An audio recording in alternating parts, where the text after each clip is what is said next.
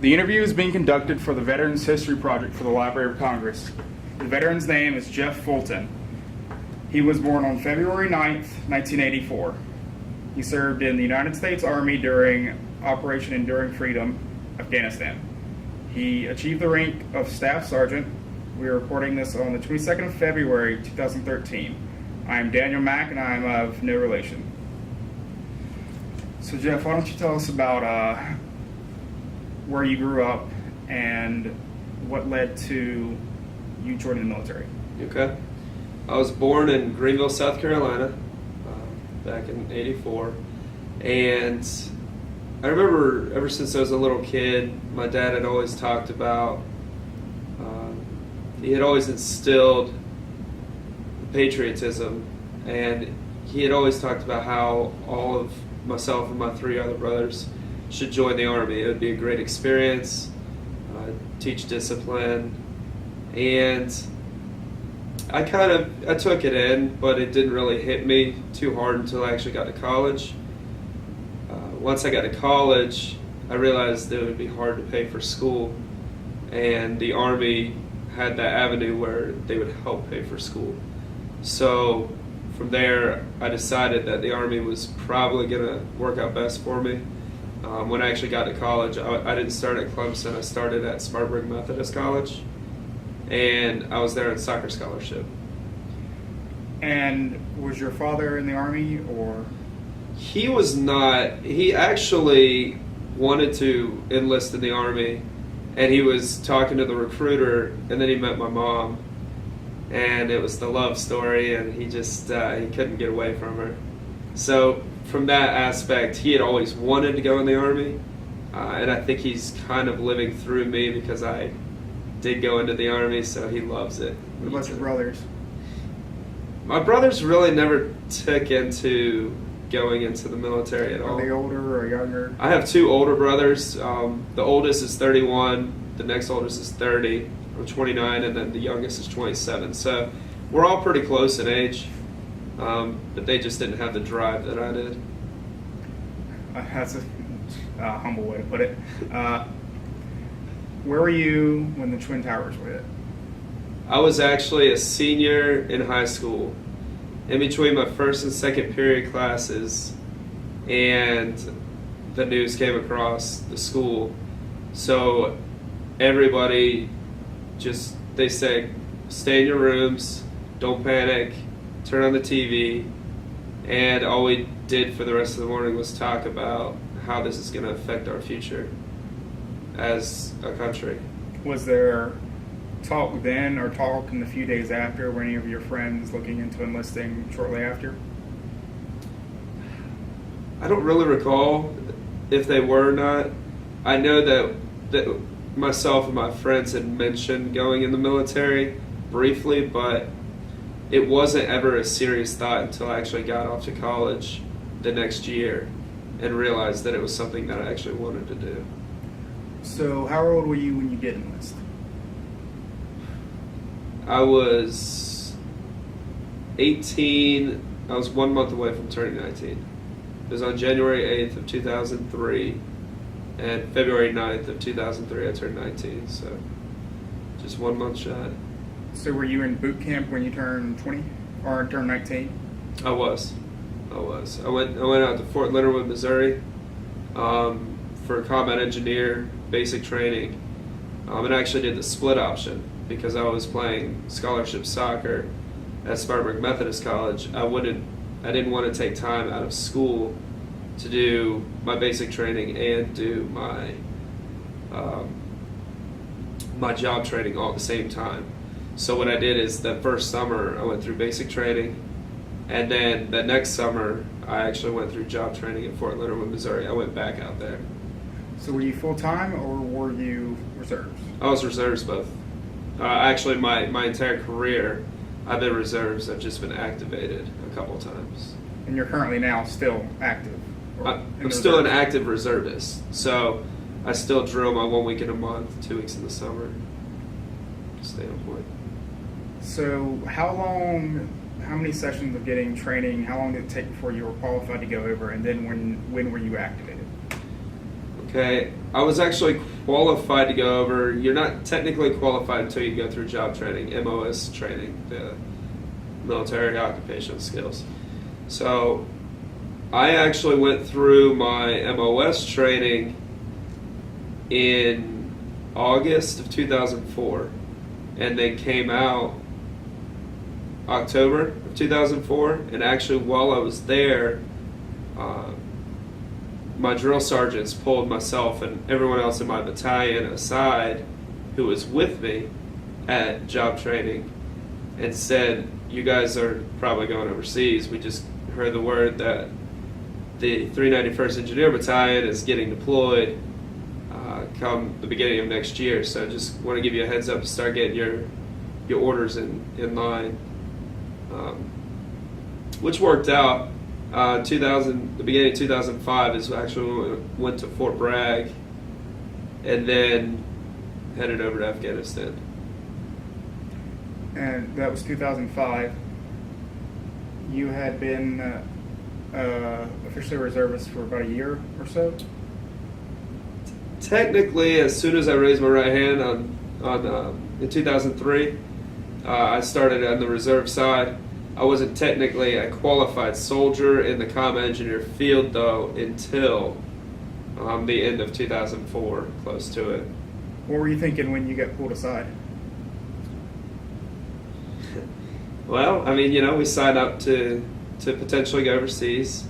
So, obviously, it hits close to home because you're like, wow, I'm a 20-year-old that's about to go overseas. This could be interesting. But then again, you also joined 2 years after the World Trade Center, so correct. You weren't exactly disillusioning yourself. Absolutely not. Now, I knew that what I was getting myself into. I knew that the potential for deployment was definitely on the horizon. I didn't kid myself. I did join for college money. However, I knew that if I was called, then I would take that charge and do my duty. When you were sworn in, was your family there? Your father? They weren't. I was sworn in down at Fort Jackson, and that whole process, my parents didn't go down there. It was more of an individual thing. They'd already kind of signed off, more or less, saying, "Hey, we agree with what you're doing, and this is your place to go. It's not our place to go." What about your father after you were sworn in, or did you tell him? Did you confer with him before you were going in saying, "I'm thinking about joining," and ask for his advice, or did you just kind of tell him you were joining? For sure. Yeah, I actually went. It's an interesting story. I was supposed to. A buddy and I had talked about going into the Marine Corps, and I went and did I took the ASVAB, and which is the placement test to see where you could rank and where you could actually get a job. And I went back to the Marine Corps recruiting office, and they said, "Well, Fulton, I'll tell you what, we can't get you in this summer, but I can guarantee you a spot next summer." And I was like, "No offense, but I'm here for college money, and that's not going to help my case, so I can't wait." They're like, "Well, we'll keep in touch." So I went next door to the Army, and there's actually one of the recruiters at the time was a substitute teacher at my high school. He would come in there once a week and just talk to us about the Army, and just kind of fill in and just be there as a mentor, more or less. And so I knew him, and I went up to him, and he said, "I'm not gonna lie to you. There's some days that you wish you had never joined, but the experiences that you gained, you can never take that back, and that is what's important." And that stuck with me, and that's stuck with me throughout my entire career, because it's true, you're not always going to have great experiences, but that's life. You're not always going to have great experiences out in the real world either, but it's what you make of it, and I think that helped develop myself as a person. Just that one little simple statement, I never thought would really hit home that hard, but it's been with me my entire career. So. Now, when you went over in 2005, where were you deployed to? I went to Afghanistan. We actually deployed to Bagram, Afghanistan, which is north of Kabul, the capital, or some people call it Kabul. And my actual primary job during that deployment as a combat engineer was demining. So basically what that means is we worked with the military mine dogs and the handlers, which were other soldiers just like me. And we would actually take out the mine detectors, and we would actually go try and find left, more or less, landmines or grenades. You get the occasional little dump of a few hundred left scattered explosives. And it was more or less to clean up Bagram so they can expand Bagram, because it has become one of the most crucial bases probably in that country as far as resupply and troop movement, I would imagine. It's really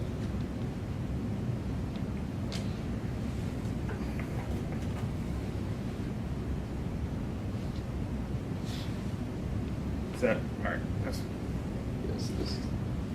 And so, while you were there, how long was the deployment? That first deployment was 13 months. I told you we did demining. However, it wasn't all demining. I actually, about 2 to 3 months into that deployment, that 13-month deployment, volunteered to go with another platoon in my company to do resupply convoys to soldiers that I knew from our company that were scattered across the country. And we stayed pretty much in the east portion of Afghanistan. Some of the places were Ghazni. We went to Jalalabad, a couple other bigger bases over there, but we were just doing resupply convoys to help expand the country's troop movement, more or less. And when you showed up to these guys who were resupplying, how big would the group be, and what would, obviously they'd be expecting of you, but when you got there, what would be, I guess, the reaction? Or Well, usually they're pretty happy because part of our cargo that we carried was the mail.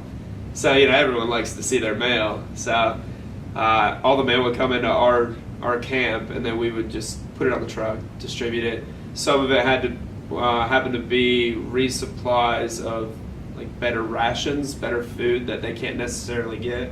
Because at the time, it was a really small base. You can almost think of it as a forward operating base, as a very small thing at the time.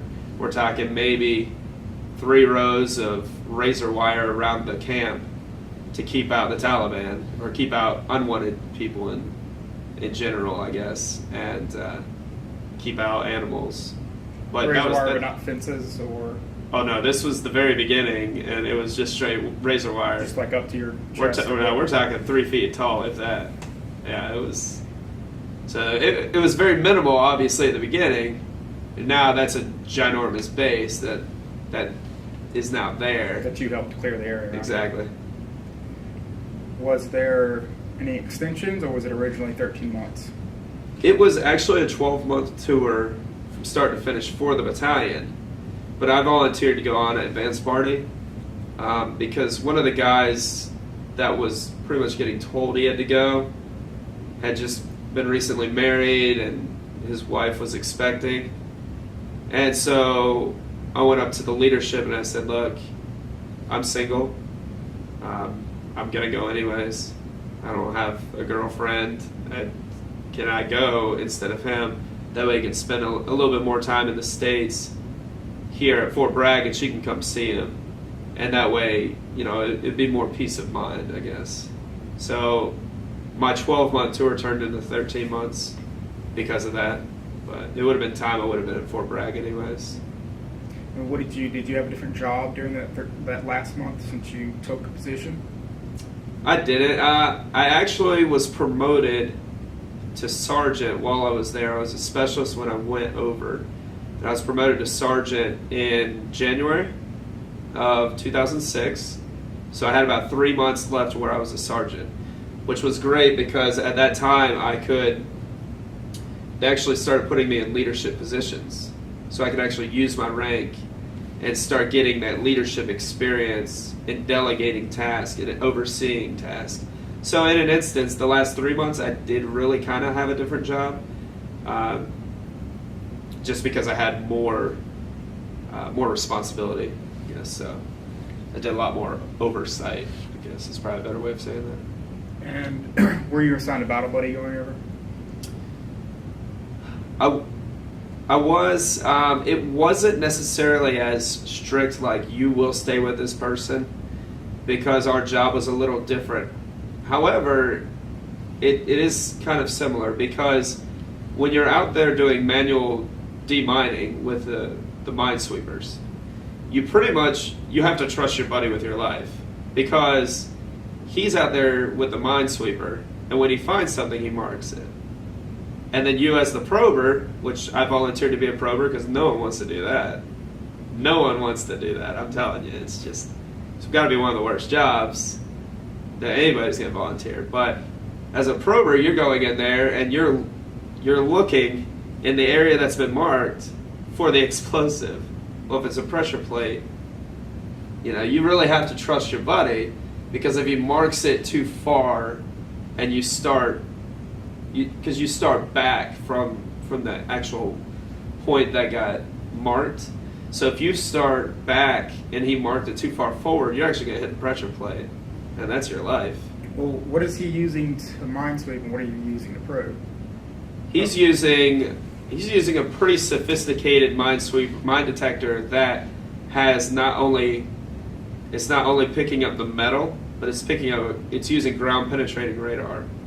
So because of that, he's fine-tuning through different noises exactly where it is, how far down, and you just train your ear, you train your mind to use it, because we would go and use training lanes, obviously safe zones, and we would train multiple times a week, and you had to get recertified every single week. If you didn't recertify, you weren't going to go out there and sweep, which meant that you got in trouble because you can't perform your job that you're supposed to perform. So, yeah, my battle buddy, I guess by that definition, was still probably one of my best friends now, John Cuppinger. And I would do anything for the guy. You kind of build that sense of trust. So obviously, like, my life was in his hands at points of time because of that. So. And what were you using for probing? For probing, they give you a titanium probe. It's probably about a foot long. It basically looks like a big needle.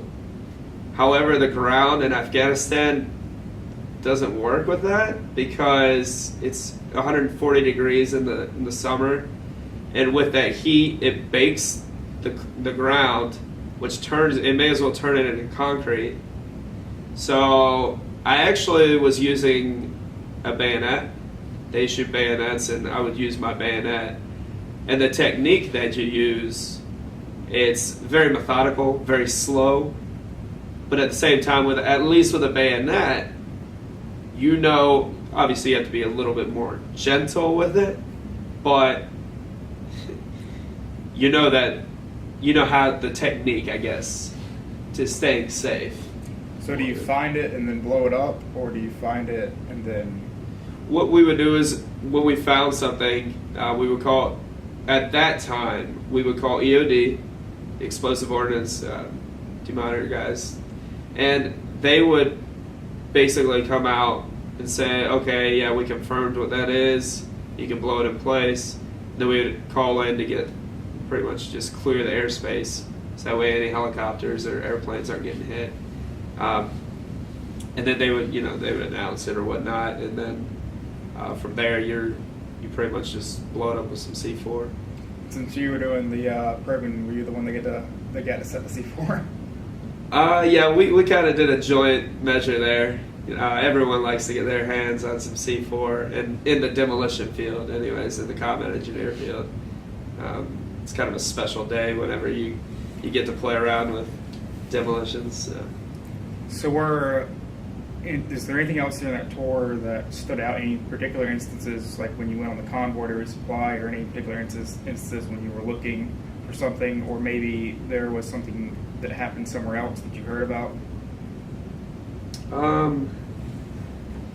Yeah, actually, I was towards the end of that tour. I actually was. It was about when I got promoted. I was actually down in Jalalabad, which is closer to Pakistan than Bagram is, but it's still obviously somewhat of a safe zone. And we were out there running missions, doing demining out there as well. And I remember it was crazy. We were getting kind of close to leaving, probably about 45 days from coming back home.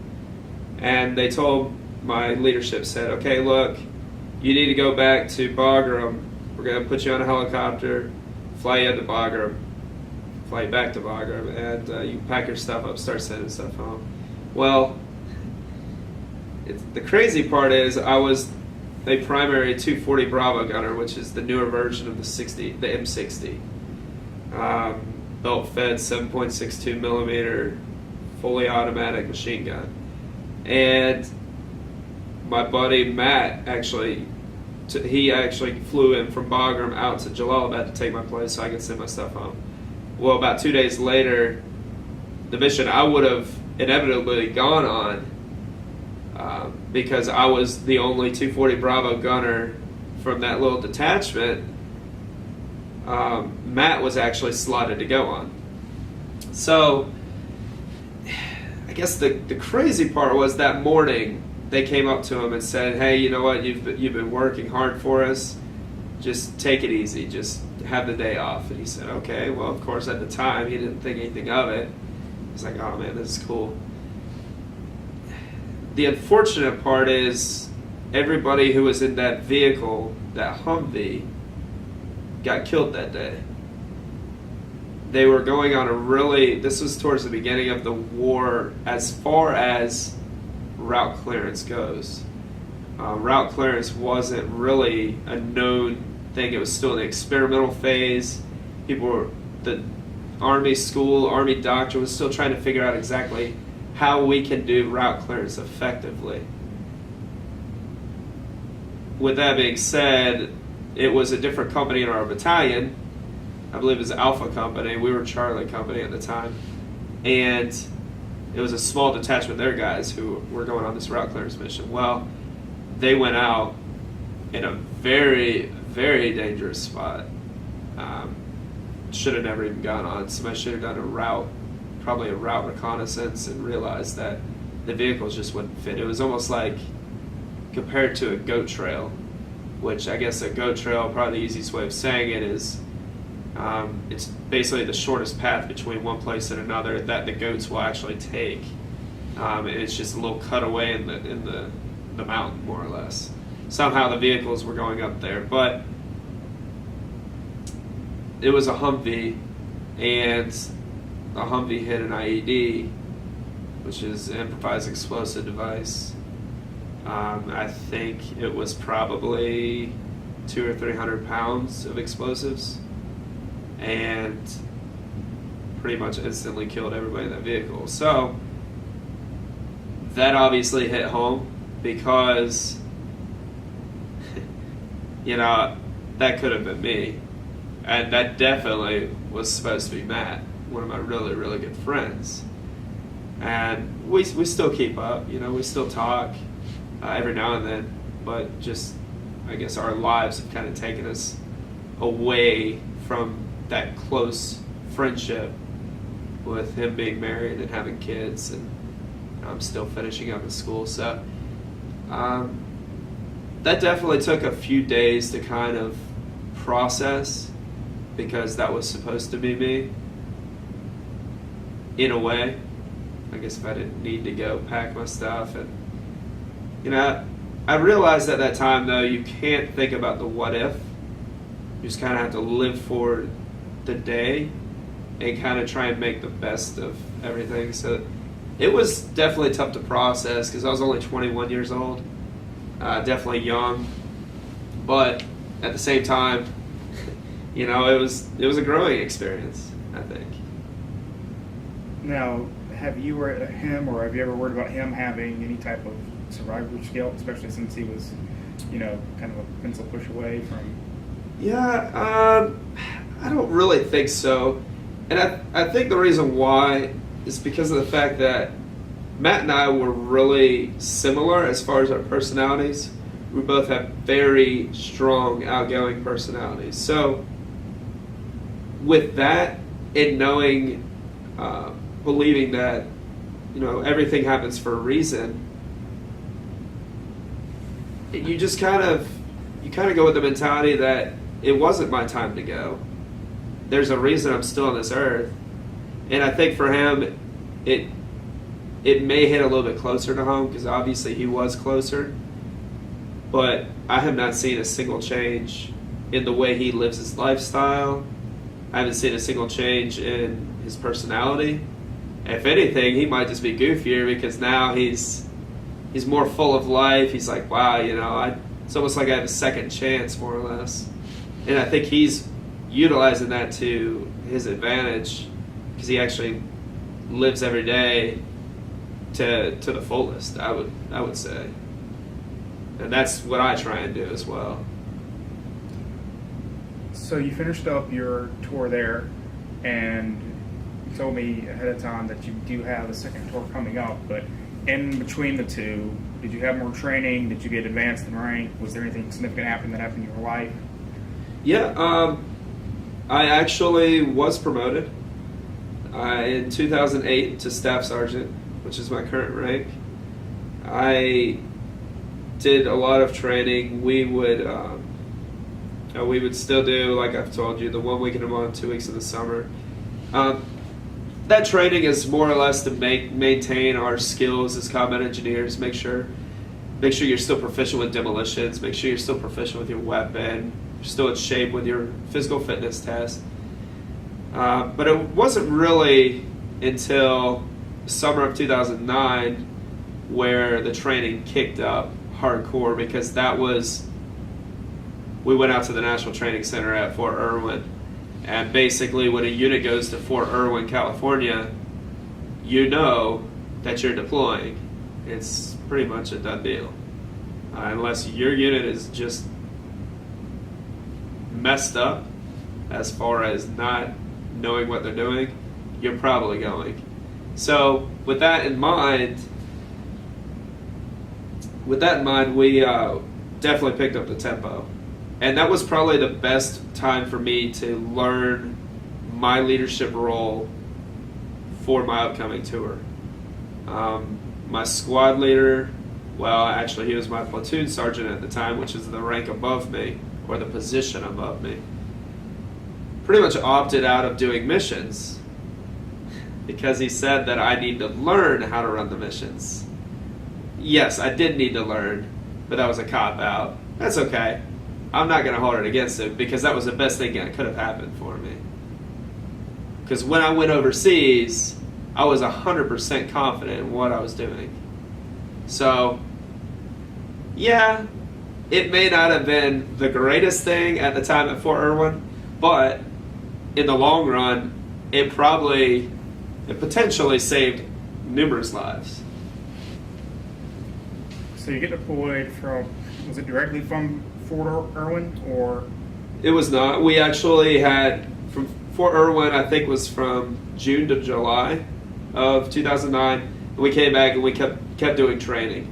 And pretty much we started doing the readiness portion, which pertains to making sure your bills are in place and making sure everything's like taken care of there, as far as like bill auto pays, trying to get all that stuff accomplished, getting the reduced percentage rates through the Soldier Sailor Act, making sure that all of my soldiers were on top of that, so that way they were getting the Soldier Sailor Act is it's basically an act that was put in place, and I don't remember the year, but it basically gives relief to soldiers and with soldiers and sailors, but I'm pretty sure that applies to everybody in the military.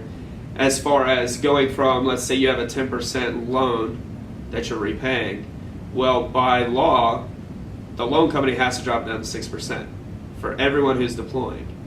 So it's that benefit to have the reduced rate to help with the hardship of while you're overseas.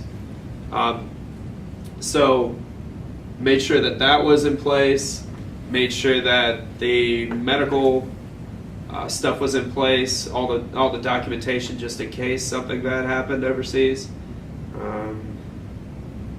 and made sure that proper paperwork was in place for people with families. So we did a lot of that readiness coming up to it, but we didn't actually start doing the deployment training until January of 2010. So tell me about when you deployed. Was it in 2010, and where did you go from there? We deployed in 2010 to Afghanistan. Pretty much went out to the Jalalabad province. And from there, we started training with the unit that was leaving, the route clearance unit that was leaving. We started pretty much sitting in with them and going out on live missions, because that's the only way you're going to learn. But we had the experience in the truck with us of the on-the-ground experts, basically. They had been doing it for the past 9 months. They knew what they were talking about. We took in all of that information. We had already trained on proper techniques, procedures, but it's nothing like going over there and doing it yourself. Because you could go by a guideline all day, but until you actually have that experience and that first-hand knowledge of the terrain, of the environment, of the people that actually we're interacting with while you're on these missions, you don't truly gain that knowledge. But once we went out there and started doing that training, that's when it became more relevant. All that training that we had done made more sense, I guess. Probably a better way of saying that. So did you feel safer in the fact that there was now an established doctrine as opposed to the first time when you went over? Oh, absolutely. A lot of mistakes have been made since the beginning of the war. I don't think anybody would argue that. But thankfully, a lot of those mistakes were corrected and plans were put in place to correct them. So the fact that there was actually now a plan and there was actually training, specific training before going overseas, made a world of difference, I believe. And obviously you had a little bit of a different feeling going into it because you were now a staff sergeant as opposed to being a specialist. But what exactly, other than the responsibilities themselves, what was the feeling of just yourself, or what you felt like you could do, or what you felt like knowing that now I don't have to say, well, I don't need to worry about this, this, and this. Now you are the person worrying about that. Going overseas, I had 15 soldiers that I was directly responsible for on my second tour. That's a big feeling. That's it kind of hits home because you directly feel responsible for the lives of each one of those soldiers, regardless if you could have helped it or not if something happened. So I guess the main feeling was that, I guess, a sense of readiness. Did I train my guys enough? Did I prepare them well enough? Did I tell them the right steps of how I would do it in this scenario? And we played out a lot of scenarios, because until you actually get over there and do the job, all you have are scenarios. And then we would come up with scenarios, and we would do role play of those scenarios to see how we would react if something should happen. I would say we were about as trained as we could have been, but still in the back of my mind, I knew that it wasn't going to be out of my mind to make sure that they were ready completely until I was out of that country, until they were out of that country. just that feeling of ownership, I guess. And it wasn't necessarily on me, because I still had a sergeant first class and a lieutenant who technically would be responsible for those soldiers, but I owned those soldiers. I had 2 sergeants underneath me who were my team leaders, and they owned their soldiers. So for me, I saw it more as a sense of ownership, and I saw it as a personal goal to never let them down. And by having that in the back of my mind the entire time helped me stay ready, I think. I mean, we didn't have any incidents, life-threatening incidents. Well, that's not really a good way of saying it. We didn't have anyone die in my platoon. You're flying on a chopper into a place that's sparsely populated and shot at. It's pretty life-threatening. Yeah, it is. How diverse was these group of 15 guys? It was really diverse. You had your guys. Some guys were obviously from South Carolina. That's where our unit is. You had soldiers from North Carolina, some from Georgia. We had some from Tennessee. We actually had some soldiers from Ohio that volunteered to go. The soldiers from Tennessee volunteered to go. Virginia, Kentucky, West Virginia. And then as far as race, we had every race in as far as my guys. But I tell you, it was unbelievable, because you put on that uniform and you don't really realize there is diversity. It's one army, it's one job, it's one goal to get home.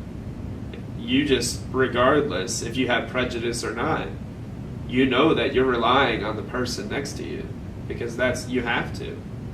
In route clearance, it's so delicate, because if somebody falls asleep and they don't notice a change in the road, and that change just happens to be a pressure plate IED, and because they were asleep and they could have called it out, you're talking about the possibility of several people dying right there on the spot. So everyone knew the importance, and we instilled the importance that even if you weren't a driver or a primary gunner on the vehicles, you were still a primary portion of the actual route clearance patrol. And when you say, just going back, I know it's backing up a little bit, but you say volunteer, as in you knew you were going, and there were guys that said, oh, there's other people going, take me out of this position and put me into theirs. Correct. They were actually in units drilling, doing their 1 week in a month up in Ohio, for instance. And they said, basically what happens is a big announcement goes across to all other engineer companies, since we are an engineer company, that says, hey, this unit is going, they're deploying. If any of your soldiers want to volunteer, here's a chance. So their command says, yeah, you can go with them. So they release them, they get pretty much put into our company, just get incorporated as if they had been there the whole time. Why do you think they would do that? Why would they do that?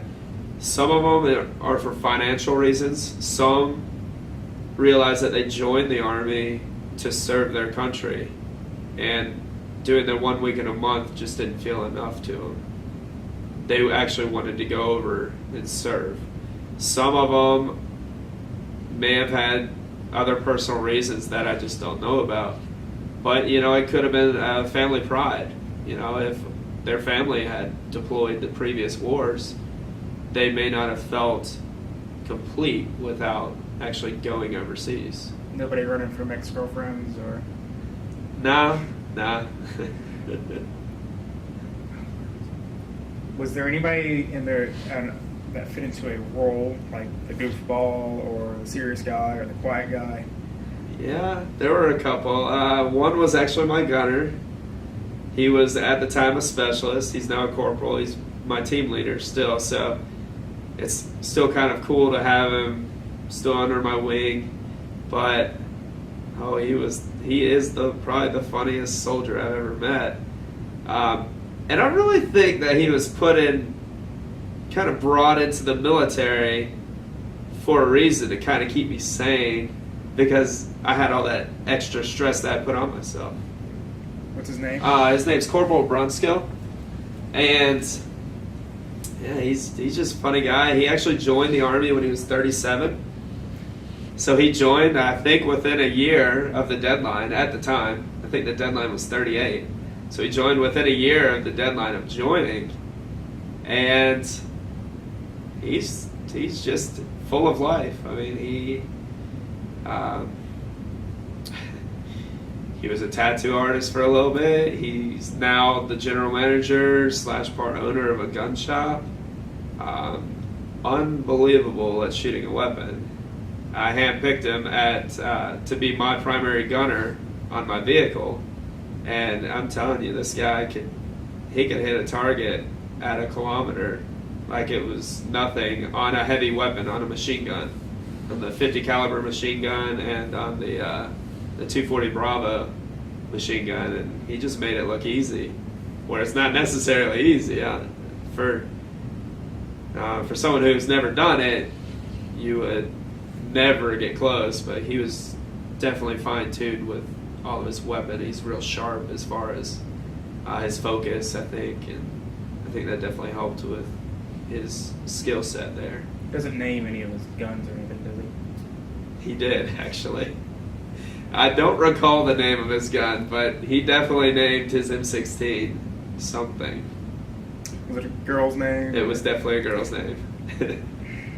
If you think of that, let me know. Absolutely. So, actually getting into the deployment, what is your specific job, and what is the 15 guys under you, what is your entire specific job? Okay. So, we were a route clearance patrol.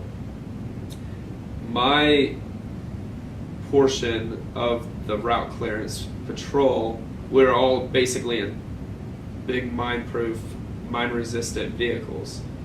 For instance, the RG-31 is one. It's pretty much like a beefed-up Humvee, way bigger.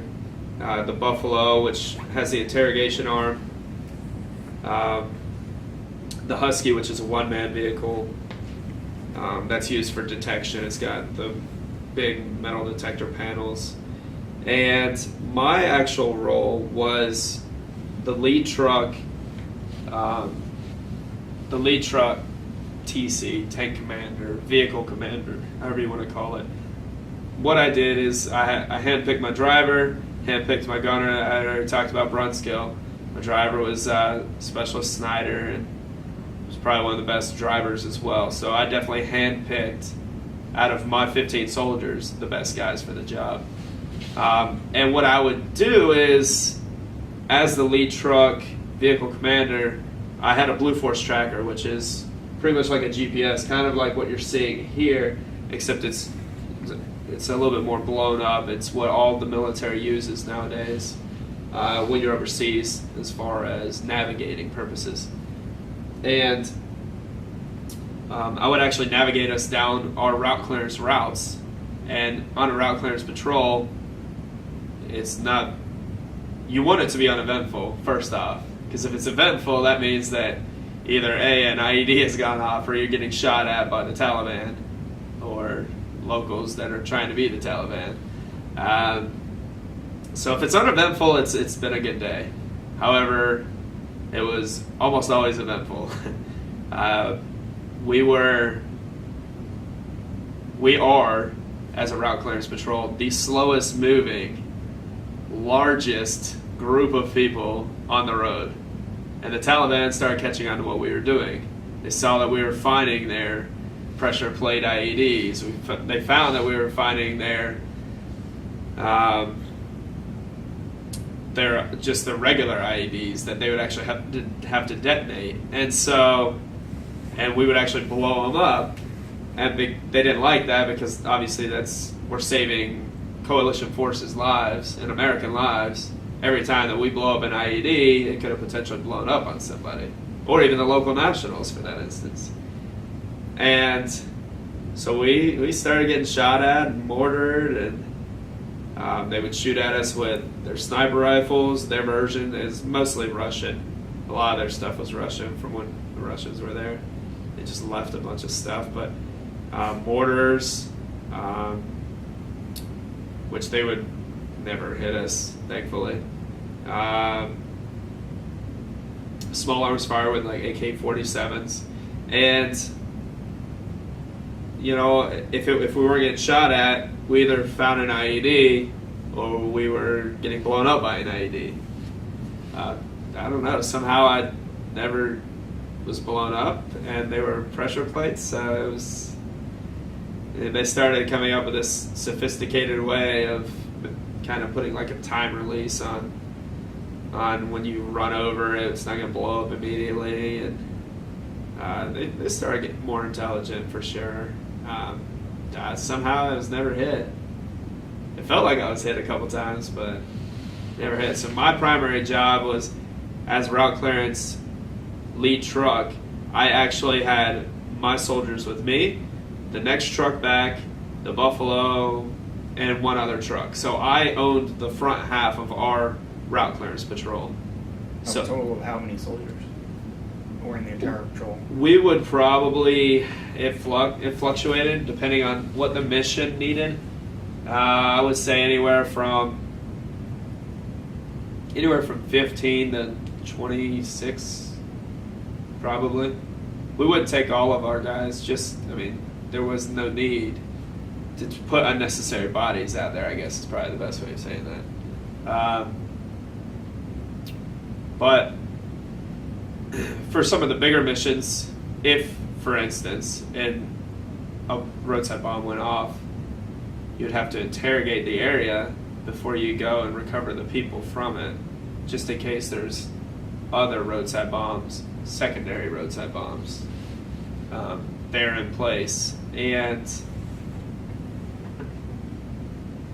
if you didn't maneuver your people correctly, they could also get hurt. So it took a lot of thinking outside the box of how you needed to maneuver your people or relocate your people for security reasons if you ever stopped. So I was always thinking of that next step of what I could do. And were there any days, or what days were the days that your mentality that you said have shaped most of your life would be considered a bad day? Well, I guess there were a couple bad days, but those bad days came actually pretty early in the tour with a certain mission, and you kind of, I guess the day before, you're obviously doing your preparations for it. And when you see a bunch of people, a bunch of soldiers come in with full beards, you know they're probably working with some kind of special operations forces. And whenever you have special operations forces at the briefing, it's probably going to be a pretty serious mission, because they don't just go to any mission. You know, it's probably going to be somewhat laden with Taliban forces. Otherwise, they'd have no business there. So I guess one of those bad days, for instance, was a mission that went down. We were doing route clearance for the infantry. Pretty much we were trying to clear a route so they could maneuver to a village that was a Taliban strong point. I guess it was first light. I'm trying to recall the time, 7 in the morning. The first mortar hit, and infantry, they weren't in vehicles, they were dismounted. So obviously, when that first mortar hit, the gunfire from the mountains started coming down on us, on everybody. So, it got hectic quick. I thought to myself, wow, this is a different tour than my first tour, right then on the spot, because you just didn't encounter that I think in 05, 06, there was still a lot of Taliban training going on. Now, obviously, I don't have anything to validate that. But in 2010, 2011, it wasn't a group of 1 or 2 Taliban. It was a group of 20 plus Taliban. So the numbers definitely beefed up. So it makes sense. But with that day, it got wild for basically it got so bad that the infantry did what they call a break contact. Break contact means that they actually pulled back from their forward advance back to another advance. Just they basically pulled back, I don't know, let's say a kilometer, just to kind of give a different reference point. What that basically does, they get out of what would be known as the kill zone, where all the bullets are coming in, and they're now able to re-strategize, regroup, and come up with a better plan, because obviously they were seen. However, being in the vehicle, we couldn't go anywhere. We were on a route that barely fit the tires of our vehicles, and there was a cliff off to the left, and there was a steep mountain to the right, so you weren't going anywhere except directly back.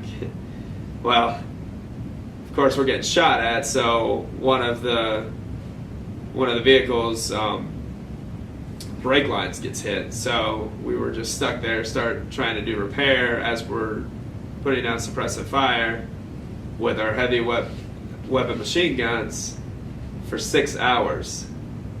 So for 6 hours, we're in a constant firefight with the Taliban, which I don't know if there's really a good way to relate that to anything, but it's intense. The 6 hours actually seemed like an hour because your adrenaline was just so strong. And you're like, okay, I need to maneuver my guys. We need to continue to find targets. Because, yeah, you could just shoot, but what's that going to do?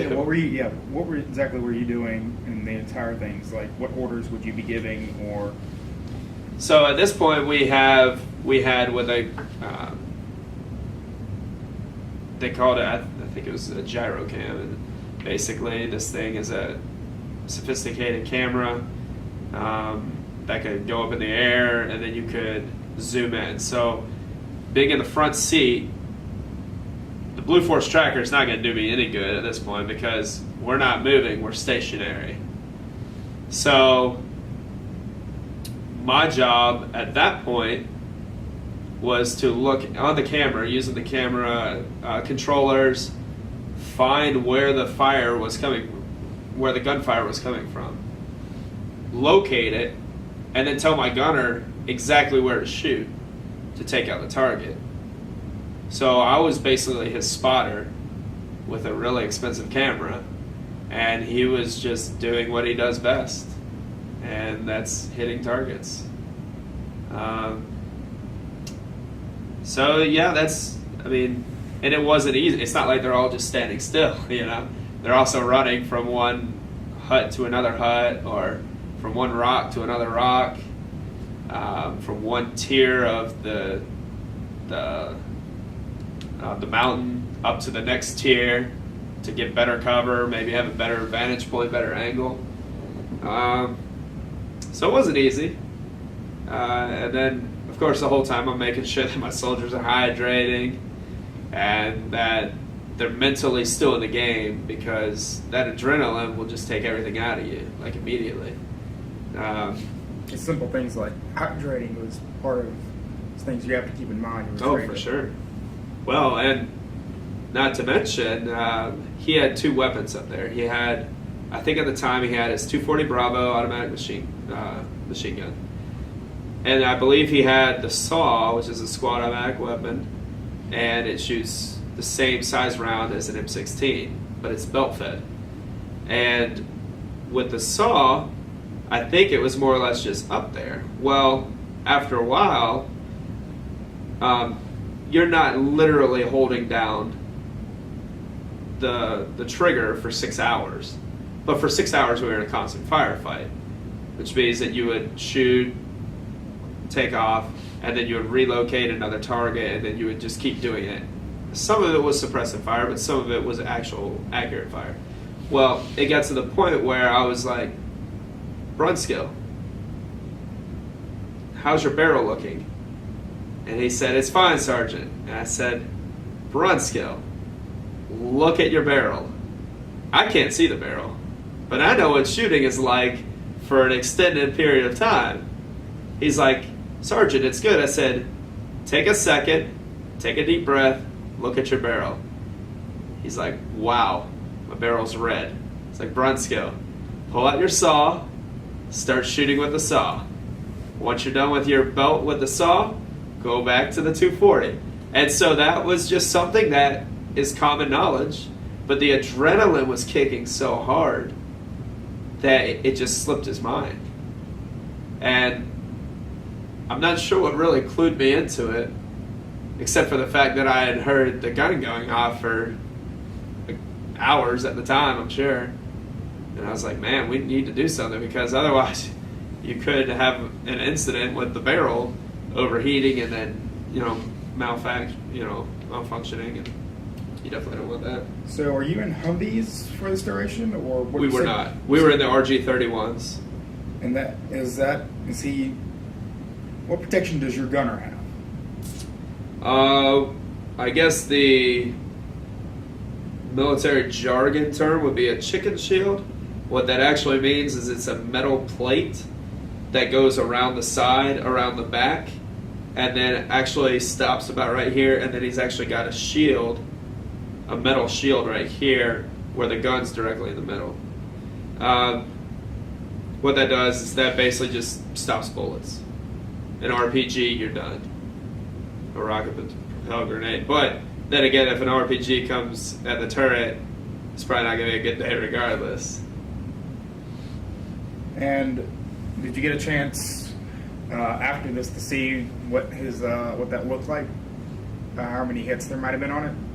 Oh, for sure. After every mission, we actually did the battle damage assessment. We noted everything that was different. If there were kinks in the armor, that was definitely annotated. And if it was scaled to be bad enough, it got repaired. What was interesting about that mission that I guess I hadn't said yet was, as we were sitting there for 6 hours, a sniper bullet let me backtrack. An RPG actually came across the valley in front of my vehicle. It actually hit my mine roller, which a mine roller is just an extension piece on your vehicle that's really heavy, and it's supposed to, the pressure plate landmines, it's supposed to set those off so that piece blows up and your vehicle doesn't. So anyways, the RPG hits the mine roller, deflects, and blows up. It actually took out an American soldier that day. But if my mine roller wasn't there, and if my vehicle wasn't there, his 3 soldiers would have died with him, because I think that my vehicle actually absorbed some of the blast. And these are infantrymen walking beside the Correct. And I mean, he definitely took the force of the hit. Shortly thereafter, minutes probably, maybe 10, 15 minutes, a sniper bullet from about, I checked the distance a little bit later using my Blue Force tracker, it was probably about 1 kilometer, maybe 900 meters, was shot, and it hit my window directly at my face.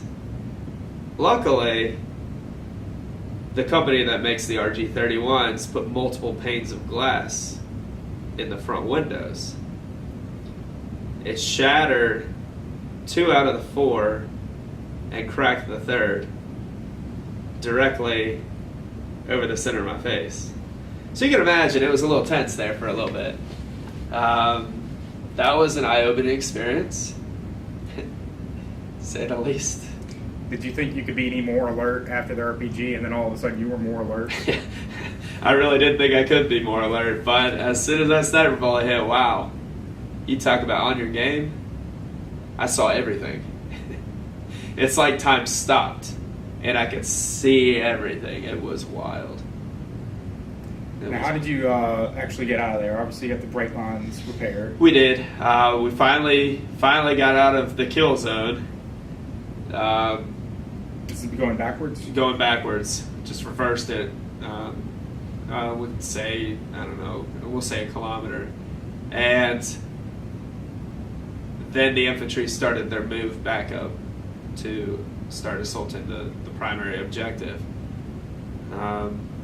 Sergeant Major of the mission, overseeing the whole mission, was like, hey, we know you guys were doing great out there. We can't really ask anything else, but we really need our front line, which is pretty much where my vehicle was, now full of infantrymen, taking cover up there, shooting back, whatnot. They really needed more of the box ammo. We had a lot of box ammo. At the beginning of the day, we didn't have too much left after shooting for 6 hours. I don't remember the quantities, but there were a lot of bullets that were shot. So my lieutenant was like, Sergeant Fulton, do you think you could handle this? I said, roger that. So I got a group of 3 of my soldiers. We grabbed some of the remaining ammo, and we actually took cover from the village down to where we were now staged at, down to the front lines. There were little pickup trucks all the way down. That was the Afghanistan National Army.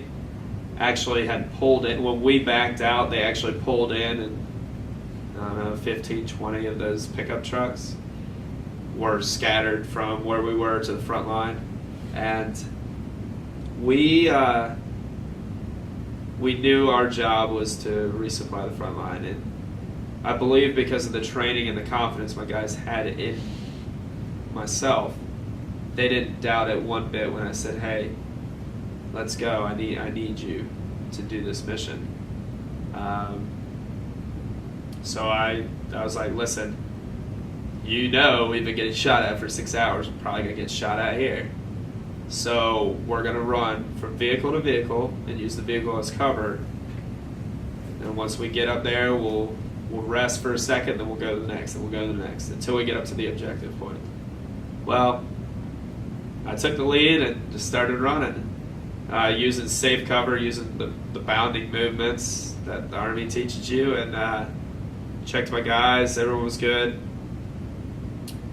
Got down to the front, dropped off the ammo, rested for a minute or two, went back.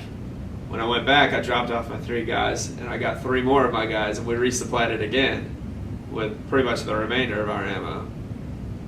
And I'll tell you, there's probably, I didn't think that there could be a crazier feeling in the world after almost getting my head blown off with the sniper bullet. But when you actually hear bullets going by your head and feel the dirt hit your face, it's, I knew it wasn't my time. I mean, there's really no reason why myself or my 3 soldiers on both trips didn't get hit. So, I was definitely looked at after. It was interesting. I'm assuming this is where you got your commendation. This is. I got, for that mission, my lieutenant put me in and actually submitted for the Bronze Star with Valor, for not only laying down suppressive fire and taking out enemy for 6 hours, but for leading the resupply twice. It got up to the highest approval level before it's actually approved, and they actually downgraded to the Army Commendation Medal with Valor. They said I did a great job, and that I was a great leader, but I didn't deserve the Bronze Star, so it's okay. It's all right. And I understand you also know somebody else I've actually also personally interviewed that was also a combat engineer. You said he was in your battalion, or? Yeah, we had talked about Sergeant Robbins, and he was actually my company. The way our company was set up, this is when we were down here in the Kandahar province, I believe at the time when he got injured doing route clearance missions. But the way the company was set up is each platoon was their own route clearance element, their own route clearance patrol. And he just happened to be in another platoon. But they did the same missions, same type of missions we did. Their job was identical. His job wasn't identical to mine because I held the higher responsibility because of my position. Honestly, I think he actually was what they call EOCA, which is the Explosive Ordnance Clearance Agent. And I actually went through the same school. I also went through EOCA back in 2008. But the primary job of EOCA is when you find a roadside bomb, IED, your job is to blow it up once you get clearance. Where were you, I guess, do you remember the specific day that because he was injured on that day and he was medevaced, and there was also the same day that they were, I think, 3 different vehicles taking out that were suited to be able to handle being taken out. But I don't remember the actual day. I do recall that day because we were approximately 3 kilometers away on a parallel route doing route clearance just like them. It was down in the Kandahar province, like I said, and this was during the time when the president had moved more troops down to the Kandahar province for the surge package. It was like an influx of 30,000 troops. they actually were he said they were coming home, I think, last week at the State of the Union. Okay. That they to definitely confirm that they're going to be coming home. Okay. So Nice. So we were relocated down to the Kandahar province from the east, from close to Pakistan. We were doing a lot of missions up by Pakistan throughout the tour until the surge package needed us because of our skill set. Because obviously route clearance wasn't seen as often. They relocated our entire company down there, which involved 4 route clearance patrols. So we were both running basically just parallel routes when you could hear from 3 kilometers away an explosion, especially of that magnitude. And knowing that our guys were on the route and you could see them on the Blue Force, you know that's something, that was one of our guys. So can you see individual vehicles in the Blue Force? You can. And so you can just you hear explosion and you just notice them stop, or did you ever hear an explosion then or any other time where you heard something and then it was gone? Or So basically the way the Blue Force tracker works, anybody can update it real time, and depending on the satellite feed it might take 15 seconds. If the signal strength's good, it'll take less than that. But to push out to every other friendly vehicle, well, at least U.S. forces, I don't know if coalition forces are involved in this yet or not, but at least on the U.S. forces, you can update it and you can actually there's symbols. So there's actually a symbol for like an IED explosion. So you see right there on the spot, there was an IED explosion. You see that the vehicles have stopped moving. Because when it's updating, they're not moving. So you know that it's your guys.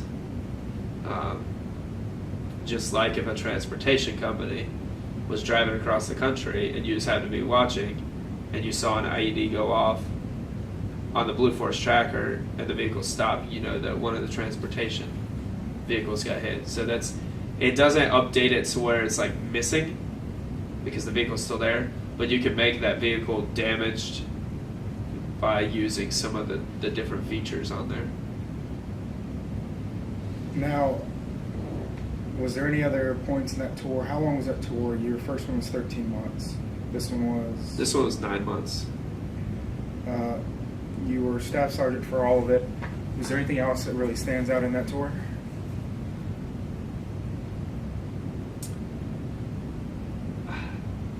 You know, for the first 6 months, you were on edge because the first 6 months we were in Taliban land. We were on their back step the whole time. The last 3 months, we actually relocated to Bagram to start leaving the country because we had so much equipment that we had to start getting out of the country. Nothing really stands out per se because it was just crazy the whole time. There were sniper bullets in front of your face. No more sniper bullets. That was thankfully a one-time deal. Multiple times we got shot at, ambushed, but none of my guys got killed or even hurt, I guess, in those ambushes, really. Some of the guys got blown up in the vehicles, but they're mine-resistant vehicles. And like Sergeant Robbins, he had probably the most extensive recuperation time, because I believe he was doing his recuperation time for probably 18 months, where my guys never did recuperation time. They had probably mild traumatic brain injury, but that would probably be the extent.